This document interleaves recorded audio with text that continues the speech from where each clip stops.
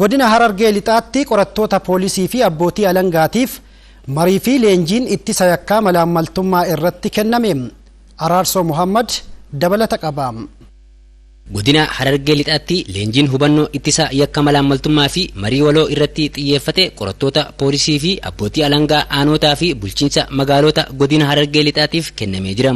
Leenjiin kunis doomina Koomishinii Naamusaa fi Farra Malaammaltummaa Oromiyaa Damee Bahaa mana hojii abbaa alangaa fi qajeelcha poolisii godina Harargee lixaatiin kan qophaa'e yoo ta'u, kaayyoon marii kanaas hanqinoota naamusaa fi hojimaata keessatti mul'atan addaan baasuun ciminoota jiran itti fufsiisuuf kan barbaachise ta'uu itti gaafatamaan mana hojii abbaa alangaa godina Harargee lixaa obbo Ibsaa Aliyyi marii kana irratti ibsaniiru. Kaayyoon guddaan leenjii kanaa rakkoo lafarra jiru irratti isinirraa dhageenyee asachi kennuu osoo hin taane akkuma ganama jedhuuf kaase maaltu rakkoo lafarra jira kan jedhu ilaallee galmee irratti waan jiru akkuma sanyaaf obbo Shannafi ganama kaasan riisarchii adda gaggeessine osoo hin taane galmeewwan nutti dhiyaatanii fi koomii abbaa dhimmaa dhiyaatan irraa kaa'uudhaan dhimmoonni akka kanatti tarii mul'atan maali kan jedhuu fi akka dhumatti illee akka mana hojiittis akka hojii abbaa alangaattis asaayimentiin gara fuulduraan eeggatu maali kan jedhu ilaaluu dandeenya jirra. Tokko rakkoowwan mana keessaa kaatu rakkoo naamusatu ka'a. Rakkoon naamusaa waliin qorachuurraa eegalee jiru. Akkuma sila bulawwan kiyya kaasaa yaalan rakkoon naamusaa bu'uura hojimaataatiin maaliif waliin qoradhaa jedhamee kan jedhu qulqullina galmeetii fi logummaa adda addaa bilisa godhanii galmeen keenya bu'a qabeessa akka ta'uuf. Itti gaafatamaan Koomishinii Naamusaa fi Farra Malaammaltummaa Damee Bahaa Oromiyaa obbo Adam Amaan tajaajila hawaasni barbaadu kennuuf naamusni ogummaa murteessaa ta'uu fi akka koomishinichaattis hojiin hubannoo uumuu kan kennamu ta'uu himaniiru. Naamusni jira, tarraa'ee barraa'ee jira. Naamusa ogummaa keenyaa naannoo iddoo san irratti sirriitti tiifachuun barbaachisaadha. Maal fakkaannaa isinuu laaltanii jirtu?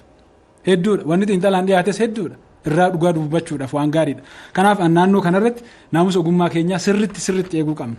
Nageenyaa fi olaantummaa seeraa mirkaneessuu keessatti mirgi namoomaa akka hin sarbamneef xiyyeeffannoon hojjetamaa akka jiruu fi hojii hanga ammaatti hojjetameenis bu'aan gaariin kan argame ta'uu itti gaafatamaan mana hojii abbaa alangaa obbo Ibsaa Aliyyii fi qajeelcha poolisii godina Harargee lixaatti daayirektarri ittaanaa qorannaa yakkaa fi murtii haqaa kennisiisuu Inspektar Abdulaziz Jamaal himaniiru.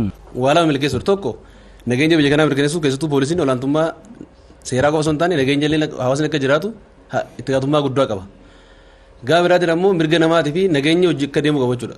Yeroo nageenya mirkaneessinu mirga namaa haalaan sarbamneen ta'uu qaba jechuudha. Wal dhiita waan ta'eef. Sadarkaa amma irra jiru nagaan akka teennee mari'annu akka waan barbaannetti gochuu dandeenyu himannaa akka barbaannetti sa'a barbaannetti baanee akka galuu dandeenyu kan nu taasise fuulli haaraa qabamu waan guddaa.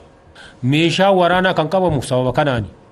Wantoonni mana keessaa kakka'an hedduu kan nama gammachiisu fakkeenya gaarii muuxannoo gaarii jajjabeeffamuu qabu kan amma burqaa diimtuu irraa ka'e achitti ilaalanii dafanii fala kennuu wal qabatee fala kennuu kan isaan didanii irratti harkifatanii bu'aa isaan kiraa sassaabdummaadhaaf yookaan olaantummaadhaaf yookaan waa'ee biraatiin haaluu bohiinsaaf achitti ta'e ilaalanii akka gadhiisan gochuudhaan wal qabatee hojiin hojjetan hojii olaanaadha.